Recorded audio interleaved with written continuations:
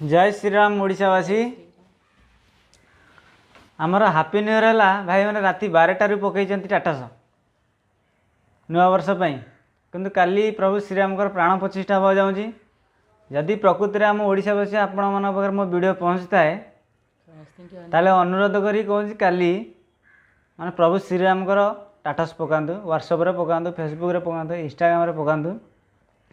ए नुआ वर्ष में राति 12टारे पकईदेले समिति समस्ते कमेंट जणा जणी जाते हापी न्यू इयर बोली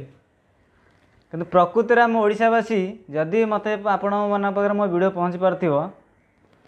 मत भी जय श्रीराम बोली कमेंट जनइबे आपण मैंने पकातु काली टाटास व्हाट्सएप जय श्रीराम बोली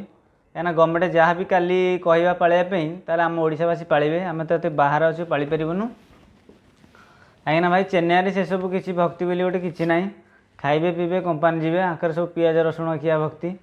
आम तो भाई निजे भी जगार कम कर कौन कथा भी कहूँ कहीं बाहर भाई आम सेमती किसी देखिपारनु भल मंद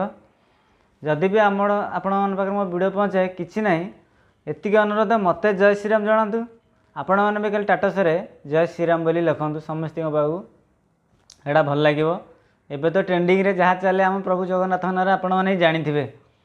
सी तो सरीगला काली आमर रावण प्राणकर प्रतिष्ठा हो जाती प्रभु श्रीरामकर आपण मैंने काली जय श्रीराम बोली टाटस रखु